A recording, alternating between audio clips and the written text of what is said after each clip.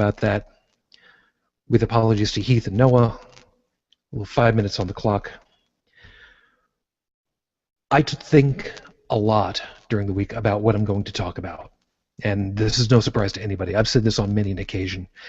And as usual, I think about what I want to talk about while I'm at work, trying to think in between what podcasts I'm listening to, and I listen to a lot. And again, no surprise to anybody there. And as usual, the great God Murphy decides to rear up his ugly head and say, you know what? That's not what you're going to be talking about. So this week we're going to talk about, as an overall topic, the need for blasphemy. It's not just a matter of that blasphemy, as many people have said on many an occasion, is a sin with no one to be blamed against. It's not a law that has no one to harm, but it's something that we collectively as a society should not be barred from doing. Blasphemy is effectively talking bad about somebody. In this case, the fact that that somebody hasn't been proven to exist is immaterial. No pun intended. But that's the important part right here. It's not that a God, no matter which God it is, doesn't exist, because we can't, in all honesty, say that. We can of course infer it. We can go with the best case scenario and say that no God exists because none has come down and said, hey, look at me, God. Yeah, check this out. Fire on my finger. This is a great Abe Vigoda, still alive. But we can't say that one has been proven to be. Now, there are a number of gods that have been put out there. There are some 30,000+ sects of Christianity alone. And don't even get me started on some of the other ones that are deistic or don't follow anything, or that could be aliens out there in space. Doesn't really matter. What matters is what we can show actually is. Being able to say, I don't agree, and I think that that's wrong, and I think that that's stupid. There's nothing wrong with that. How many people would go ahead and say stormtroopers are the worst marksmen in any movie franchise ever? They die more than red shirts. Well, you do that at a science fiction convention, you can have a minor uproar, sure. But really, it's just going to be a pissing match between a whole bunch of people who, when all is said and done, really doesn't make a difference, and they're not going to come and firebomb your car because you talked bad about the red shirts or the yellow shirts in the later seasons and episodes or whatever. Doesn't matter. It doesn't matter that Paul McGann was or wasn't the Doctor. When all is said and done, it doesn't matter, because the Doctor is an actor.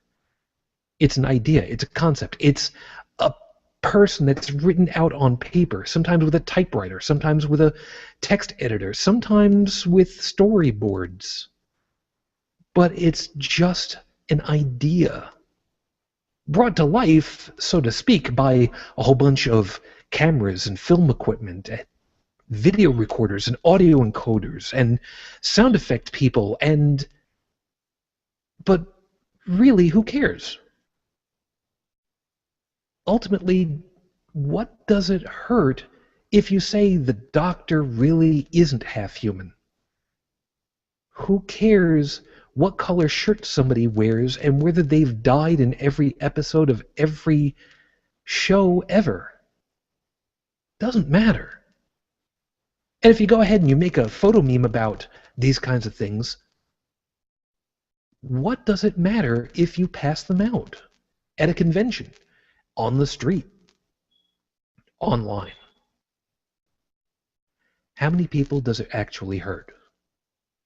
Are there going to be some people that are going to be upset and pissing themselves and moaning and groaning and crying themselves back into their basement? Sure. Am I equating people who live underground in a basement with people who get their panties in a wad because people don't agree with them? Yeah. Why? For a very, very simple word. Maturity.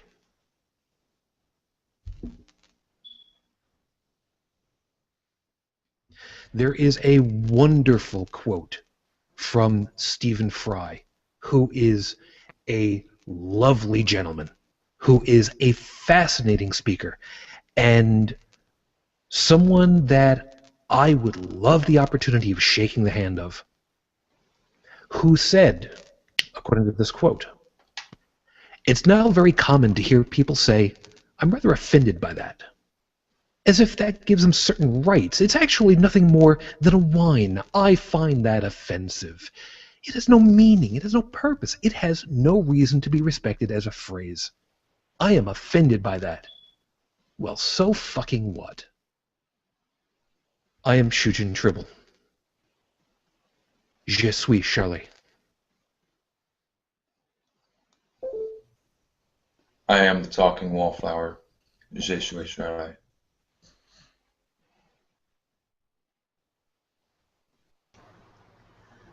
I am Katie. Je suis Charlie. I am Joseph Muret. Je suis Charlie un plus. Allez-vous faire foutre, connard. Je m'appelle Joseph et je suis Charlie. When you try to silence those that don't agree with you, you only make them louder. I am Charlie. Good night, everybody. Je m'appelle Heretic Woman, je suis Charlie, et je suis Rafe. The only way to combat sheer stupidity is with mockery. My name is Dallin, et je suis Charlie. Je m'appelle Christophe, and je suis Charlie. And of course, to all of you, I wish you all the peace I no longer have. I wish you the strength that I've learned. I wish you well. On behalf of the entire panel, stay safe. And to all the families who were affected, we wish you peace. We wish you closure. And to our brothers and sisters of the Islamic faiths, we don't agree with you, but we also don't blame all of you. Please don't blame all of us. Until the very next time we get together, everyone, good night.